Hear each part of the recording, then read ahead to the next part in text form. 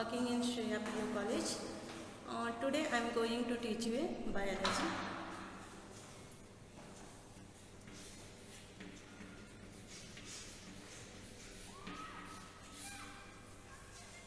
Biology ಅಂದ್ರೇನು? So biology ಕನ್ನಡದಲ್ಲಿ ನಾವು ಜೀವಶಾಸ್ತ್ರ ಅಂತ ಕರಿತೀವಿ. So biology is the story of life.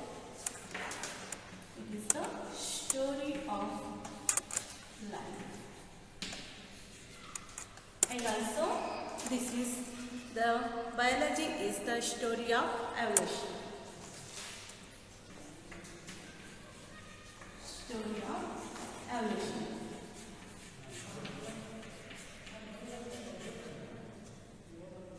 Story of life. So ಇಲ್ಲಿ ಲೈಫ್ ಅಂದ್ರೇನು? ಇದು ಒಂದು ಜೀವನದ ಕಥೆಯನ್ನು ನಾವಿಲ್ಲಿ ಬಯಾಲಜಿಯಲ್ಲಿ ಸ್ಟಡಿ ಮಾಡ್ತೀವಿ. ಸೊ ಜೀವನ ಅಂದ್ರೇನು? ಹುಟ್ಟು ಮತ್ತು ಸಾವುಗಳ ನಡುವೆ ನಡೆಯುವಂಥ ಒಂದು ಬದುಕಿಗಾಗಿ ಹೋರಾಟವನ್ನು ನಡೆಸ್ತೀವಲ್ಲ, ಸೊ ಅದ್ರ ಬಗ್ಗೆ ನಾವು ಸ್ಟಡಿ ಮಾಡೋದು. ಅದೇ ಥರ story of evolution. So that is ವಿಕಾಸವಾದ ಅಂತ ಕರಿತೀವಿ. ಇದು ಒಂದು ವಿಕಾಸವಾದದ ಕತೆ. So in technical term the biology is the science of life forms.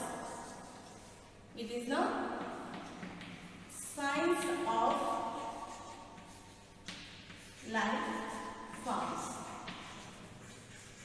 and life processes.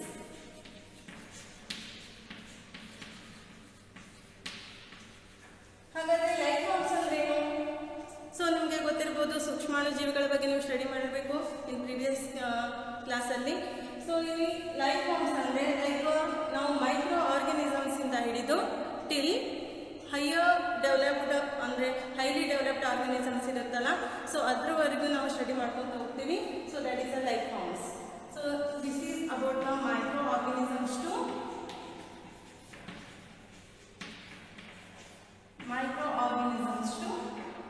highly advanced developed organisms. That is higher organisms ಅಂತ ಕರೀತೀವಿ.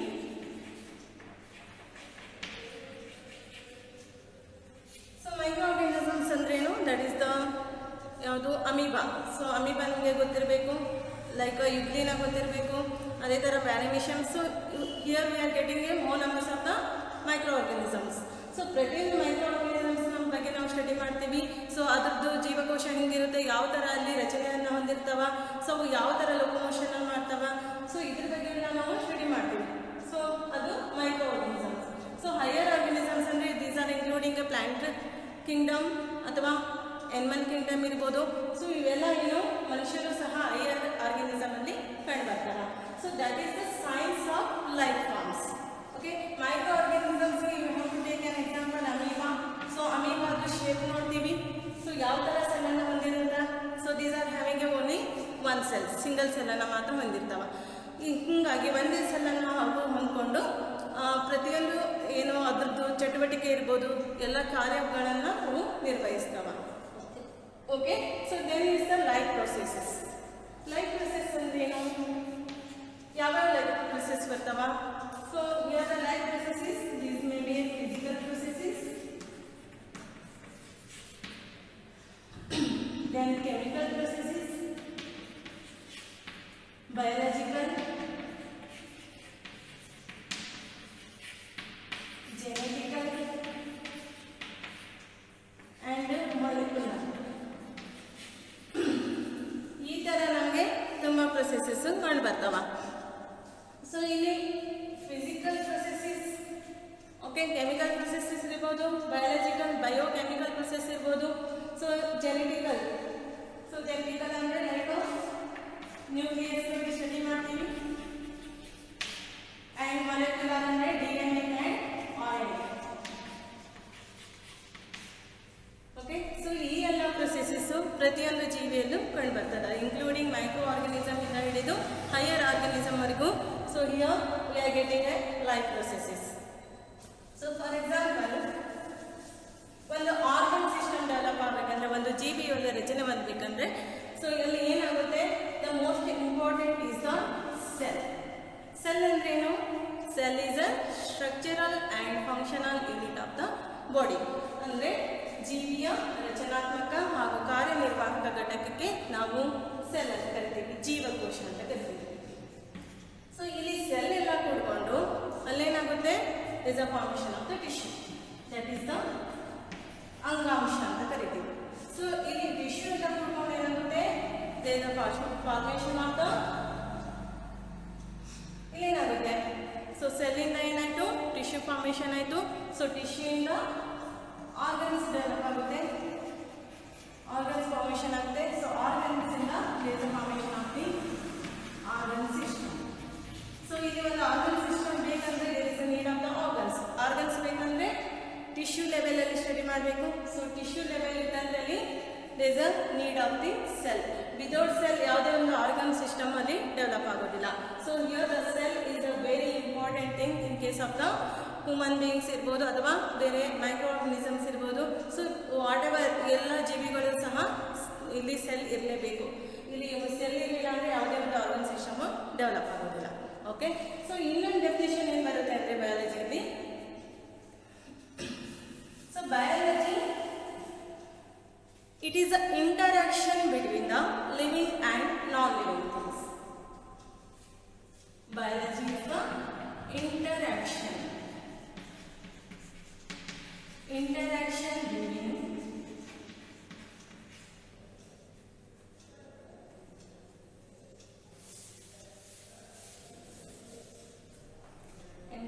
between the living and non-living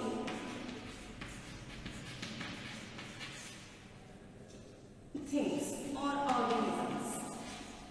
Okay, it is interaction between living and non-living. We are living things. Okay, so we are depending on the non-living things. Hengappa antandre, so you have to take an example, air, oxygen. So without oxygen we can't live with more than 1 minute. So ಒಂದು ನಿಮಿಷಕ್ಕಿಂತ ಹೆಚ್ಚಾಗಿ ನಾವು ಗಾಳಿ ಇಲ್ಲದೇ ಉಸಿರಾಟ ಮಾಡೋಕ್ಕಾಗೋದಿಲ್ಲ. So here we breathe oxygen, then oxygen ಇರ್ಬೋದು. So it is a non living thing, ಇದಕ್ಕೆ ಜೀವ ಇಲ್ಲ. ಸೊ ದೆನ್ ನಾವು to take a water. 1 month ನಾವು ವಾಟರ್ ಕುಡಿಯೋದಂಗೆ ಇದ್ದರೆ ಸೊ ನಾವು ಸರ್ವೈವ್ ಆಗೋಕ್ಕಾಗೋದಿಲ್ಲ. ಅದೇ ಥರ ಫುಡ್ ತಗೊಳ್ಳಿ, ಊಟ ಮಾಡಿಲ್ಲ ಅಂದರೆ ವಿ ಕಾಂಟ್ ಸರ್ವೈವ್. ಸೊ ಹಂಗಾಗಿ ಸೊ ಇಲ್ಲಿ ಯಾವುದೇ ಒಂದು ನಾನ್ ಲಿವಿಂಗ್ ಥಿಂಗ್ ಜೊತೆ ಇಂಟರಾಕ್ಷನ್ ಮಾಡುತ್ತೆ. ಸೊ ಇಲ್ಲಿ ಪ್ರತಿಯೊಂದು ಲಿವಿಂಗ್ ಆರ್ಗನಿಸಮ್ ಏನಿದಾವ, ಲೈಕ್ ಎಲ್ಲ ಒಂದು ಜೀವಿಗಳನ್ನು ನೀವು ಕನ್ಸಿಡರ್ ಮಾಡಿದರೆ ಸೊ ಪ್ರತಿಯೊಂದು ಜೀವಿಗಳೇನಾಗಿದ್ದಾವ ನಾನ್ ಲಿವಿಂಗ್ ಥಿಂಗ್ಸ್ ಜೊತೆ ಇಂಟರಾಕ್ಷನ್ ಮಾಡ್ತಾವ. ಸೊ ಆಕ್ಸಿಜನ್ ಇರ್ಬೋದು, ವಾಟರ್ ಇರ್ಬೋದು, ಫುಡ್ ಇರ್ಬೋದು, these are all non living things, ನಿರ್ಜೀವಿಗಳು. ಸೊ ಇವುಗಳ ಮೇಲೆ ನಾವೇನಾಗಿರ್ತೀವಿ, ಡಿಪೆಂಡೆಂಟ್ ಆಗಿರ್ತೀವಿ. ಸೊ ಹಿಂಗಿದ್ದಾಗ ಇದನ್ನು ನಾವು the biology is the interaction between the living and non-living things. So that is known as the biology. So this is all about the biology. So biology ಅಂದ್ರೆ ಏನು, ಇದನ್ನ ನಾವು ಸ್ಟಡಿ ಮಾಡಬೇಕು. ಸೊ ಆಫ್ಟರ್ ದಿಸ್ ನಿಮಗೆ first PUC ಅಲ್ಲಿ ಮೊದಲೇ chapter ಯಾವ್ದು ಬರುತ್ತೆ ಅಂದರೆ so that is the living world.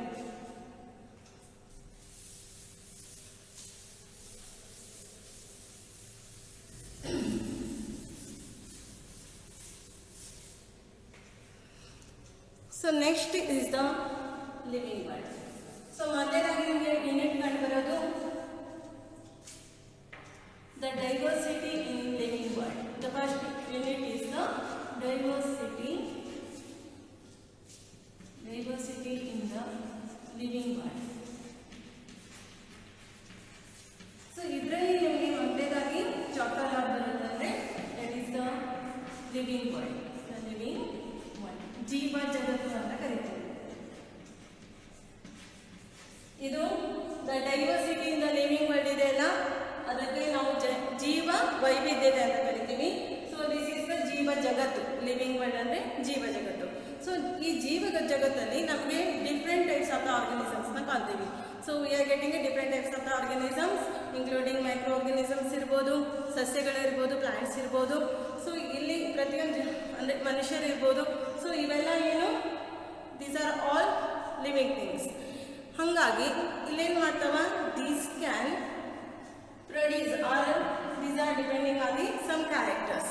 ಇವೇನು ಮಾಡ್ತಾವ, these can exhibit some characters. So so ಅವಕ್ಕೆ ನಾವು ಡಿಸ್ಟಿಂಕ್ಟಿವ್ ಕ್ಯಾರೆಕ್ಟರ್ಸ್ ಅಂತ ಕರಿತೀವಿ. Here the distinctive characters are exhibited by the living organisms. Distinctive characters are exhibited by living organisms.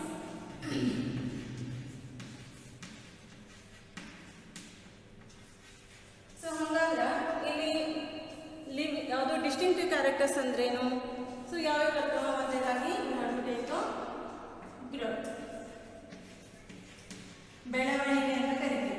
Growth ಇದೆ. Growth it is one of the distinctive character.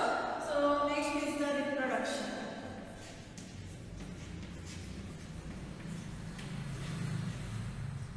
Reproduction it is one of the distinctive character which is exhibited by the living organisms. So next is the metabolism. ಚಯಾಪಚಯ ಅಂತ ಕರಿತೀನ ಕನ್ನಡದಲ್ಲಿ. Metabolism, reproduction ಗೆ ಸಂತಾನೋತ್ಪತ್ತಿ, and consciousness ಇದನ್ನ ಕನ್ನಡದಲ್ಲಿ ನಾವು ಪ್ರಜ್ಞೆ ಅಂತ ಕರಿತೀವಿ. ಸೊ ಪ್ರತಿಯೊಂದು ಜೀವಿಯು ಎನ್ವೈರನ್ಮೆಂಟಲ್ ಯಾವುದೇ ಒಂದು ಸ್ಟಿಮ್ಯುಲೇಷನ್ ಇರ್ಬೋದು, ಸೊ ಅದಕ್ಕೆ ಅವು ರೆಸ್ಪಾನ್ಸ್ ಮಾಡ್ತಾವ. ಸೊ ಅದಕ್ಕೆ ನಾವು ಕಾನ್ಸಿಯಸ್ನೆಸ್ ಅಂತ ಕರಿತೀವಿ. ಸೊ ಮೊದಲನೇದಾಗಿ growth. Let us move on to the growth.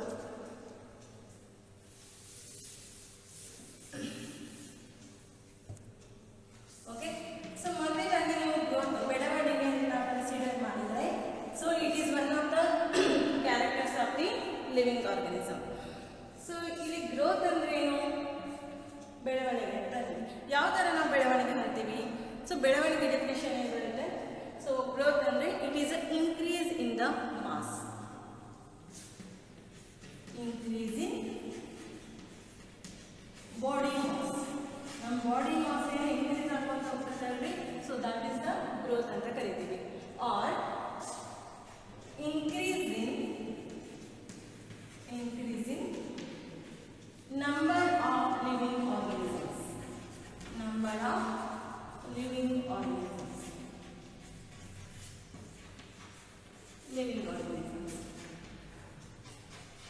Okay, so increase in body mass or increase in number of individuals.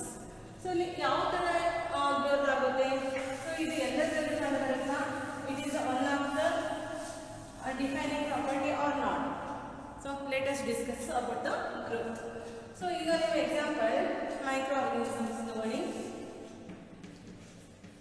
So microorganisms ಸಹ ಗ್ರೋತ್ ಮಾಡ್ತವೆ. ಅವು ಏನು ಬೆಳವಣಿಗೆ ಹೊಂದಿರುತ್ತವೆ. So for example take amoeba. It is having a only one cell. ಇವನ್ನ ನಾವು ಏಕಕೋಶಿ ಜೀವಿಗಳು ಅಂತ ಕರಿತೀವಿ. ಸೊ ಇದೇನಾಗುತ್ತೆ? It undergoes division. ಸೊ ಇದು ಡಿವೈಡ್ ಆಗುತ್ತೆ. Here these are having only cell. ಇಲ್ಲಿ ಏನಾಗುತ್ತೆ? ಒಂದು ಸೆಲ್ ಡಿವೈಡ್ ಆಗುತ್ತೆ. So after dividing the cell it gives two daughter cells. ಇಲ್ಲಿ ಏನಾಯಿತು? Here the microorganisms these are also grow. ಇವು ಸಹ ಗ್ರೋತ್ ಆಗ್ತಾವ. ಹೆಂಗೆ?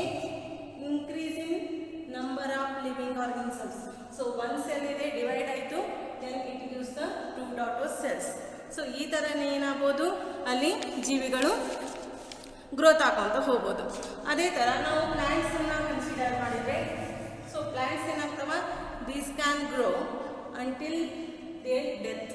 ಸೊ ಅವು ಸಾಯುವವರೆಗೂ ಸಹ ಅವುಗಳಿಗೆ ಗ್ರೋತನ್ನು ಹೊಂದಿರ್ತವ. So that is in case of the plants. So plants these can grow until they death. Okay, ಅದೇ ಥರ ನಾವು ಮನುಷ್ಯರನ್ನ ಸೊ ನಮ್ಮಲ್ಲಿ ಕನ್ಸಿಡರ್ ಮಾಡಿದರೆ, ಸೊ ಇಲ್ಲಿ ನಾವು ಅಪ್ ಟು ನಮಗೆ ಒಂದು ಸರ್ಟೆನ್ ಏಜ್ ಇರುತ್ತೆ. Like I have to take 21 or 22, 23. So up to this age certain age limit ಇರುತ್ತೆ. ಸೊ ಅಲ್ಲಿವರೆಗೂ ನಾವೇನು ಗ್ರೋತ್ ಹಾಕೊಂತ ಹೋಗ್ತೀವಿ. That is certain age limit. That is in case of the human beings. Okay, ನಮಗೆ ಒಂದು ನಿರ್ದಿಷ್ಟ ಅವಧಿ ಅಂತ ಒಂದು ಏಜ್ ಇರುತ್ತೆ. ಓಕೆ, ವಯಸ್ಸಿರುತ್ತೆ. ಅಲ್ಲಿ ಆ ವಯಸ್ಸಿನವರೆಗೂ ನಾವು ಬೆಳ್ಕೊತಾ ಹೋಗ್ತೀವಿ. That is increase in body mass. Okay, ಆ ಒಂದು ಏಜ್ ಲಿಮಿಟ್ ಏನು ಮುಗಿಯುತ್ತಲ್ಲ, ಮತ್ತೆ ನಾವು ಬೆಳವಣಿಗೆಯನ್ನು ಹೊಂದಿರೋದಿಲ್ಲ. ಓಕೆ, ಅದೇ ಥರ ಹಿಂಗಾದ್ರೆ ಸೊ ಇಲ್ಲಿ ನಾವು ಎಲ್ಲ ಆರ್ಗನಿಸಮ್ಸ್ ಬಗ್ಗೆ ಓದಿದ್ವಿ. ಸೊ ಎನಿಮಲ್ಸ್ ಸಹ ಗ್ರೋತ್ ಮಾಡ್ತದ, ಪ್ಲಾಂಟ್ಸ್ ಗ್ರೋತ್ ಮಾಡ್ತದ, ಅದೇ ಥರ ಮೈಕ್ರೋ ಆರ್ಗನಿಸಮ್ಸ್. ಹಂಗಾದ್ರೆ ಬೆಟ್ಟ ಗುಡ್ಡ ಇವೇನು growth ಆಗೋದಿಲ್ವಾ?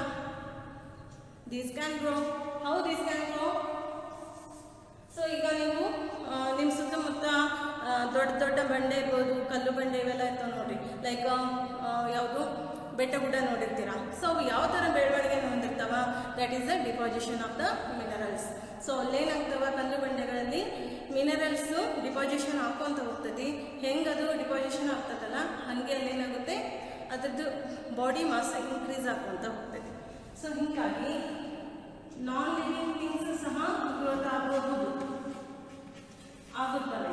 Okay, non living things these can grow. ಹಾಗಾದರೆ ಹಿಯರ್ ದ ಗ್ರೋತ್ ಅನ್ನೋದೇನು? It is not a defining property, it is not a compulsory to the all organism. ಇಲ್ಲಿ ಯಾಕಂದರೆ ಲಿವಿಂಗ್ ಥಿಂಗ್ಸ್ ಗ್ರೋತ್ ಆಗ್ಬೋದು ಅಥವಾ ನಾನ್ ಲಿವಿಂಗ್ ಥಿಂಗ್ಸ್ ಗ್ರೋತ್ ಆಗ್ಬೋದು. ಹೀಗಾಗಿ ನಾವು ಅದನ್ನು ಯಾವುದು ಗ್ರೋತ್ ಅಲ್ಲ, it is not a defining property. ಇದು ಇರಲೇಬೇಕು ಅಂತ ಏನೂ ಇಲ್ಲ. ಓಕೆ, ಯಾಕಂದರೆ ಸೊ ಈಗ ನಿಮ್ಮ ಮನೆಯಲ್ಲಿ ಅಜ್ಜ ಅಜ್ಜಿ ಇರ್ತಾರೆ, ವಯಸ್ಸಾಗಿರ್ತೈತಿ. ಸೊ ಅವ್ರದ್ದು ಬಾಡಿ ಮಾಸ್ ಇನ್ಕ್ರೀಸ್ ಆಗಬೇಕಲ್ಲ, ಬಟ್ ಅದು ಆಗೋದಿಲ್ಲ.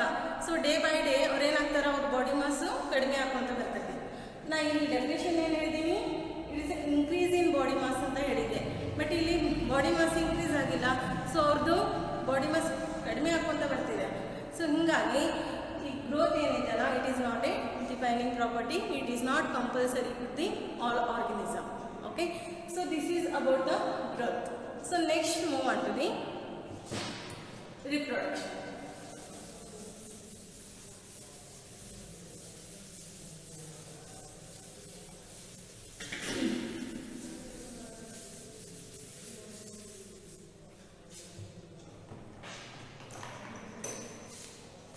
So next reproduction.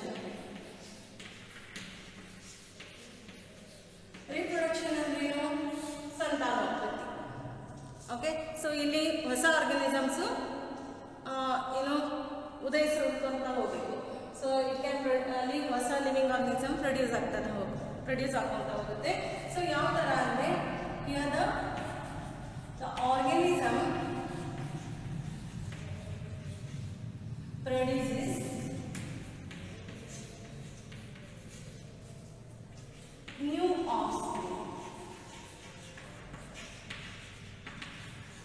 new offspring. Here the reproduction is an biological process where the organism produces a new offspring or progeny.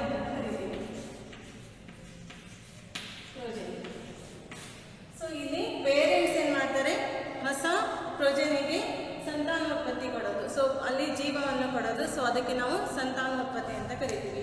Here the reproduction. So ಇಲ್ಲಿ ಈ ಪ್ರೊಸೆಸ್ ಆಗುವಾಗ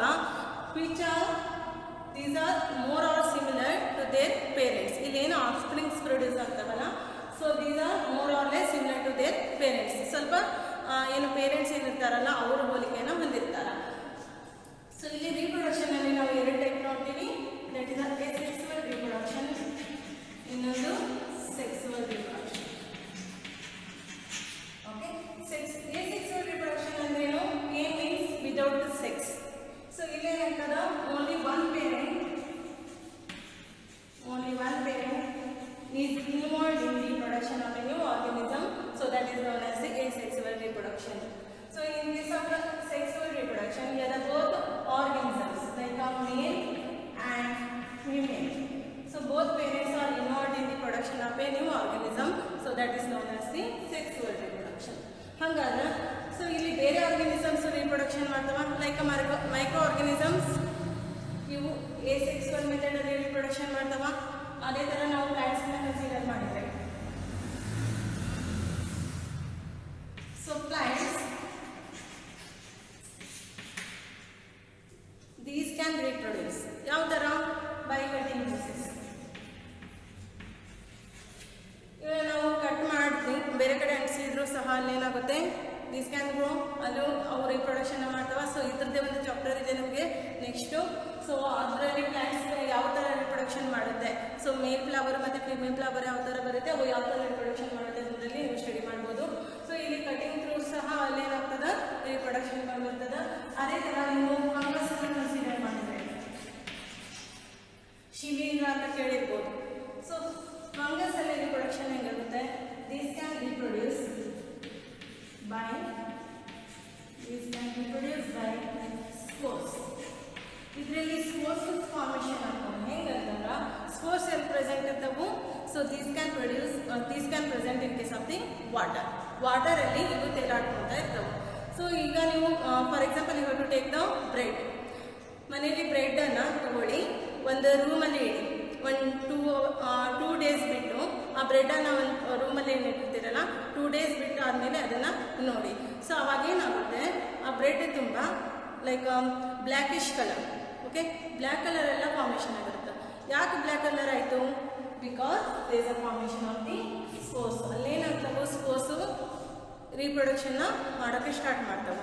ಹಾಗಾಗಿ ಅಲ್ಲೇನು ಪೂರ್ತಿ ಬ್ರೆಡ್ಡಲ್ಲಿ ಬ್ಲ್ಯಾಕ್ ಕಲರು ಫಾರ್ಮೇಷನ್ ಆಗುತ್ತೆ. ಸೊ ದ್ಯಾಟ್ ಈಸ್ ರೈಸೋಪಸ್ ಅಂತ ಕರಿತೀವಿ. ಅಲ್ಲಿ ರೈಸೋಪಸ್ ಫಾರ್ಮೇಷನ್ ಆಗುತ್ತೆ, ಬ್ರೆಡ್ ಮೋಲ್ಡ್ ಅಂತ ಕರಿತೀವಿ. ಸೊ ಅಲ್ಲಿ ರೈಸೋಪಸ್ ಫಾರ್ಮೇಷನ್ ಆಗೋದು. So that is the reproduction of the spores. ಹೀಗಾಗಿ ಅಲ್ಲೇನಾಗುತ್ತೆ ಬ್ರೆಡ್ಡು ಪೂರ್ತಿ ಬ್ಲ್ಯಾಕ್ ಕಲರ್ ಆಗುತ್ತೆ. ಸೊ ಹೀಗಾಗಿ ಯಾವುದು ಫಂಗಸ್ ಏನಿದೆಯಲ್ಲ, so it can reproduce by the spores formation. So after this, so hydra ತಗೊಳ್ಳಿ, ಹೈಡ್ರಾದಲ್ಲಿ ಬಡ್ಡಿಂಗ್ ಪ್ರೊಸೆಸ್ ಆಗುತ್ತೆ. ಓಕೆ, ಈ ಥರ ಇಲ್ಲಿ ರಿಪ್ರೊಡಕ್ಷನ್ ಕಂಡು ಬರ್ತದೆ. ಅದೇ ಥರ ನಾವು ಇನ್ ಕೇಸ್ ಆಫ್ ಈಸ್ಟ್ ಸಹ ಅಲ್ಲಿ ಬಡ್ ಫಾರ್ಮೇಷನ್ ಆಗ್ತದೆ. ಸೊ ಅದೇ ಥರ ನೀವು ಬೇರೆ ಆರ್ಗನಿಸಮ್ಸ್ ಲೈಕ್ ಯಾವ ತಗೊಳ್ತೀರಾ ಅಂದರೆ, ಸೊ ಫಂಗಸ್ ಆಗಿದೆ ಆ್ಯಂಡ್ ಪ್ಲಾಂಟ್ಸ್. ಸೊ ಇಲ್ಲಿ ನಾವು ಪ್ರತಿಯೊಂದು ಆರ್ಗನಿಸಮ್ಸ್ ಈಗ ಲೈಕ್ ಫಾರ್ ಎಕ್ಸಾಂಪಲ್ ನೋಡಿದ planet. So Planaria it is one of the organism. ಇದಕ್ಕೆ ನಾವು ಕನ್ನಡದಲ್ಲಿ ಚಪ್ಪಟೆ ಹುಳು ಅಂತ ಹೇಳ್ತೀವಿ. ಇದು ಯಾವ ಥರ ರಿಪ್ರೊಡ್ಯೂಸ್ ಮಾಡುತ್ತೆ ಅಂದರೆ, so that is the regeneration. So regeneration ಮೆಥಡ್ನ ಯೂಸ್ ಮಾಡಿಕೊಂಡು ದೇ ಕ್ಯಾನ್ ರಿಪ್ರೊಡ್ಯೂಸ್. ಅಂದರೆ ದೇಹದ ಯಾವುದೇ ಒಂದು ಭಾಗ ತುಂಡರಿಸಿದರೆ again it will reproduce. Okay, ಅದಕ್ಕೆ ನಾವು ರೀಜನರೇಷನ್ ಮೆಥಡ್ ಅಂತ ಕರಿತೀವಿ. ಓಕೆ, ಸೊ ಈ ಥರ ನಾವು ಪ್ಲಾಂಟ್ಸಲ್ಲಿಯೂ ಸಹ ರಿಪ್ರೊಡಕ್ಷನ್ನ ಕಂಡ್ವಿ, ಮೈಕ್ರೋ ಆರ್ಗನಿಸಮ್ಸ್ ಅಲ್ಲೂ ಸಹ ರಿಪ್ರೊಡಕ್ಷನ್ನ ಕಾಣ್ತೀವಿ. ಫಂಗಸ್ ಇರ್ಬೋದು ಅಥವಾ ಹೈಡ್ರಾ, ಪ್ಲಾನೇರಿಯಾ, ಸೊ ಸಮಥಿಂಗ್ ಎಲ್ಲನೂ ನಾವು ಕನ್ಸಿಡರ್ ಮಾಡ್ಕೊಂಡು ಹೋದಾಗ, so every organisms these are having a reproduction. ಹಾಗಾದ್ರೆ reproduction it is one of the defining property. ಇದು ಕಂಪಲ್ಸರಿ ಇರಲೇಬೇಕು ಎಲ್ಲ ಆರ್ಗನಿಸಮ್ಸ್ಗೂ? No, this is not a compulsory. Why? Because ಈಗ ನೀವು ಕಪಲ್ಸ್ನ ನೋಡಿದ್ದೀರಾ, ಮ್ಯಾರಿಡ್ ಕಪಲ್ಸ್, ಅವರಿಗೆ 5 ಅಥವಾ 10 years 15 years ಆದರೂ ಸಹ ಮಕ್ಕಳಾಗಿರೋದಿಲ್ಲ. ವೈ? ಹಾಗಾದರೆ ಅವ್ರದ್ದೇನೋ ಸಮಥಿಂಗ್ ಪ್ರಾಬ್ಲಮ್ ಇರ್ಬೋದು ಅಥವಾ ಏನೋ ಒಂದಿರ್ಬೋದು, they are not getting a babies. ಹಾಗಾದರೆ ಅವ್ರನ್ನ ನಾವು ನಾನ್ ಲಿವಿಂಗ್ ಥಿಂಗ್ಸ್ ಅನ್ನೋಕ್ಕಾಗುತ್ತಾ? No, they are living. Okay, that is infertile couples. ಅವನ್ನ ಫರ್ಟಿಲೈಸೇಷನ್ ಮಾಡೋ ಕೆಪಾಸಿಟಿ ಇರೋದಿಲ್ಲ. ಸೊ ಹೀಗಾಗಿ ಅವನ್ನ ನಾವು ನಾನ್ ಲಿವಿಂಗ್ ಥಿಂಗ್ಸ್ ಅಂತ ಕನ್ಸಿಡರ್ ಮಾಡೋಕ್ಕಾಗೋದಿಲ್ಲ. ಅದೇ ಥರ ನೀವು ಜೇನುಹುಳ ನೋಡಿ, ಹನಿ ಬೀಸ್. ಸೊ ಹನಿ ಬೀಸಲ್ಲಿ ನಮಗೆ 3 ಥರ ಸಿಗುತ್ತೆ, ಒಂದು ಡ್ರೋನು, ಒಂದು ಕ್ವೀನು, ಇನ್ನೊಂದು worker B. So worker B ಏನಿದೆಯಲ್ಲ, ಹೆಣ್ಣು ಜೇನುನೊಣ, ಜೇನುಹುಳು. ಸೊ ಅದೇನಿದೆಯಲ್ಲ ವರ್ಕರ್ ಬಿ ಅಂತ ಕರಿತೀವಿ. She can't give the birth. ಅವಳು ಒಂದು ಏನು ಮರಿಗೆ ಜನ್ಮ ಕೊಡುವಂತಹ ಕೆಪಾಸಿಟಿಯನ್ನು ಹೊಂದಿರೋದಿಲ್ಲ. ಬಟ್ ಅವಳನ್ನ ನಾವು ನಾನ್ ಲಿವಿಂಗ್ ಥಿಂಗ್ ಅಂತ ಕನ್ಸಿಡರ್ ಮಾಡೋಕ್ಕಾಗಲ್ಲ. She is a living. ಹೀಗಾಗಿ ವರ್ಕರ್ ಬಿ ಇವಳನ್ನು ನಾವು ನಾನ್ ಲಿವಿಂಗ್ ಥಿಂಗ್ ಅಂತ ಕನ್ಸಿಡರ್ ಮಾಡೋಕ್ಕಾಗೋದಿಲ್ಲ. ಹೀಗಾಗಿ ರೀಪ್ರೊಡಕ್ಷನ್ ಏನಿದೆಯಲ್ಲ, so it is not a defining property. ಇದು ಎಲ್ರಿಗೂ ಕಂಪಲ್ಸರಿ ಇರಲೇಬೇಕು ಅಂತ ಇನ್ನೂ ಇಲ್ಲ.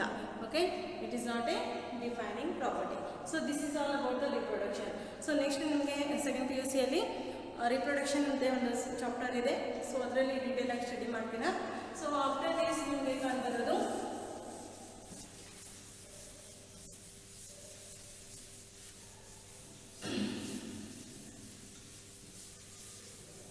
metabolism.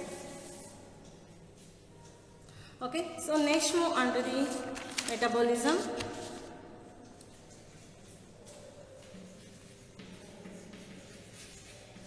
Metabolism ಅಂದ್ರೆ ಯಾವ ಅಂತ ಕರಿತೀವಿ. Some total of chemical reactions occurs in body. Okay, some total of chemical reactions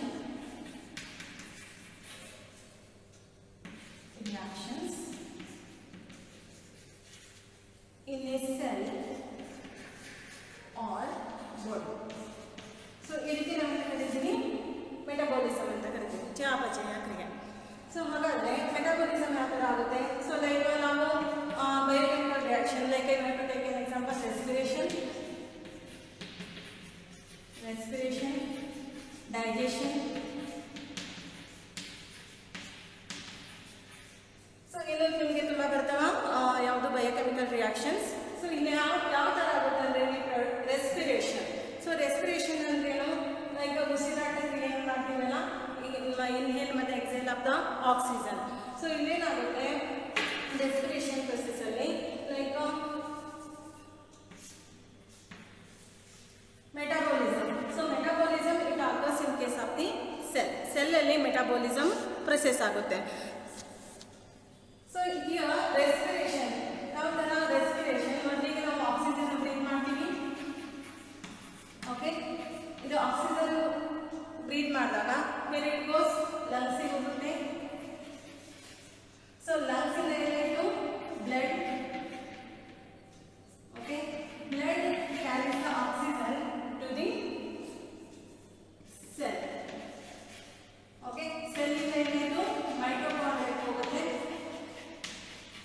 so ಮೈಟೊಕಾಂಡ್ರಿಯಾದಲ್ಲಿ that is the oxidation process. Okay, here the respiration. I am taking the example respiration. Here we breathe the oxygen. It reaches to the lungs. ಮೊದಲಿಗೆ lungs ಗೆ ಹೋಗುತ್ತೆ. So lungs ಇಂದ it carries to the blood. So blood carries the oxygen to the cell. Cell ಅಲ್ಲಿ ಏನಿರುತ್ತೆ? Mitochondria ಇರುತ್ತೆ. So ಮೈಟೊಕಾಂಡ್ರಿಯಾದಲ್ಲಿ oxidation process ಆಗುತ್ತೆ. So these are all metabolism. So ಇಲ್ಲಿ ಮೇನ್ ನಾವು ರೆಸ್ಪಿರೇಷನ್ ಕಾಣಬೇಕಾದ್ರೆ ಸೊ ಇಲ್ಲಿ ಸೆಲ್ ಬೇಕು. ಸೆಲ್ ಇದ್ದಾಗ ಮಾತ್ರ ಏನಾಗುತ್ತೆ? ಮೆಟಾಬಾಲಿಸಮ್ ಪ್ರೊಸೆಸ್ ಆಗುತ್ತೆ. Otherwise without cell there is no metabolism. ಹಾಗಾಗಿ ಡೈಜೆಷನ್ ಪ್ರೊಸೆಸ್ ನಾವು ಕನ್ಸಿಡರ್ ಮಾಡಿದಾಗ, ಸೊ ಡೈಜೆಷನ್ ಅಂದ್ರೆ ಏನು? ಇಲ್ಲಿ complex food materials these are converted into a simple forms. So ಅದಕ್ಕೆ ನಾವು ಡೈಜೆಷನ್ ಅಂತ ಕರಿತೀವಿ. ಸೊ ಇಲ್ಲಿ ಏನಾಗುತ್ತೆ? ಇಲ್ಲಿಯೂ ಸಹ ಈ ಡೈಜೆಷನ್ ಪ್ರೊಸೆಸ್ ಆಗಬೇಕಂದ್ರೆ there is a need of the cell. So ಪ್ರತಿಯೊಂದು ಸೆಲ್ಲನ್ನು ನಾವು ಕನ್ಸಿಡರ್ ಮಾಡಿದಾಗ, ಪ್ರತಿಯೊಂದು ಪ್ರೊಸೆಸನ್ನು ನಾವು ಕನ್ಸಿಡರ್ ಮಾಡಿದಾಗ ಇಲ್ಲಿ ಸೆಲ್ ಅನ್ನೋದು it is a very important part. So ಇಲ್ಲಿ ಯಾವುದೇ ಒಂದು ಪ್ರೊಸೆಸ್ ಆಗಬೇಕಂದ್ರೆ there is a need of the cell. Cell ಇರಲಿಲ್ಲ ಅಂದರೆ ದೇರ್ ಇಸ್ ನೋ ಮೆಟಾಬಾಲಿಸಮ್. ಹೀಗಾಗಿ ಇಲ್ಲಿ metabolism it is one of the defining property. Okay, so next is the last one is the consciousness, ಪ್ರಜ್ಞೆ.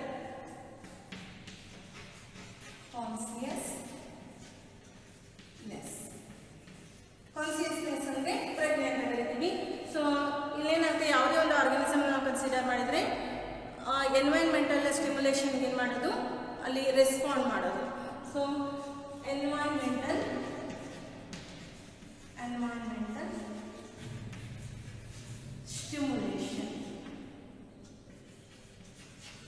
stimulation. So that is known as the consciousness. That is the ability to sense environment. Ability to sense environmental stimulation. So that is known as the consciousness. So ಹಂಗಾದ್ರೆ ಪ್ರತಿಯೊಂದು ಇಲ್ಲಿ consciousness ಇರುತ್ತಾ? So ನೀವು micro organisms consider ಮಾಡಿದರೆ these are also having A consciousness. ಅದೇ ಥರ ನಾವು ಪ್ಲಾಂಟ್ಸನ್ನು ಕನ್ಸಿಡರ್ ಮಾಡಿದರೆ ಸೊ ಪ್ಲಾಂಟ್ಸ್ ಸಹ ಕಾನ್ಸಿಯಸ್ನೆಸ್ ಅಂತವು ಯಾವ ಥರ ಅಂದರೆ ಸೊ ಲೈಕ್ ಸನ್ಲೈಟ್ ಇರ್ಬೋದು, ಟೆಂಪ್ರೇಚರ್ ಇರ್ಬೋದು,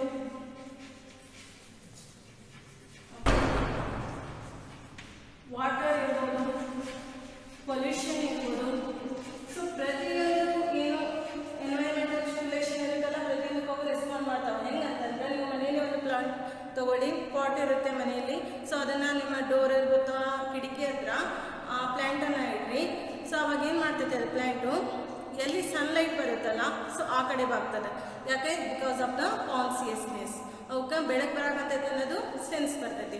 ಅವಾಗ ಏನಾಗ್ತವ, they can bend towards the light ಹತ್ರ ಅವು ಬೆಂಡ್ ಆಗ್ತವೆ. ಸೊ ಮತ್ತು ನೀರು ಬೇರೆ ಅದ್ರದ್ದು ರೂಟ್ಸ್ ಎಲ್ಲ ನೀರೆಲ್ಲಿರ್ತೈತಲ್ಲ ಅಲ್ಲಿ ಹರ್ಕೊಂಡು ಹೋಗ್ತವ. So these are all because of the consciousness. ಅದೇ ಥರ ನಾವು ಪ್ರಾಣಿಗಳನ್ನು ಕನ್ಸಿಡರ್ ಮಾಡಿದರೆ ಅವು ಸಹ ಸೆನ್ಸ್ ಮಾಡ್ತಾವ, ಲೈಕ್ ಕಾನ್ಸಿಯಸ್ನೆಸ್ ಹೊಂದಿರ್ತಾವ.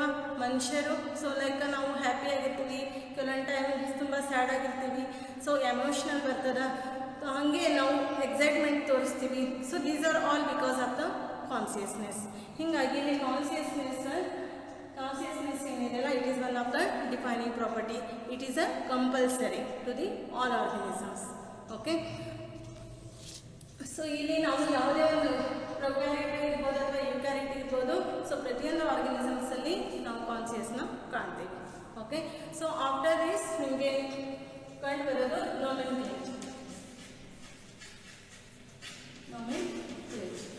ಸೊ ಇದನ್ನು ನಿಮಗೆ ನೆಕ್ಸ್ಟ್ ಕಂಟಿನ್ಯೂ ಮಾಡ್ತೀನಿ.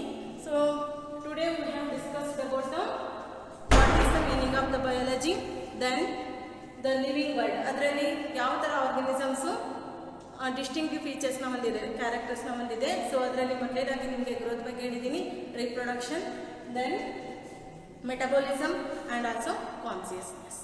Okay, thank you all.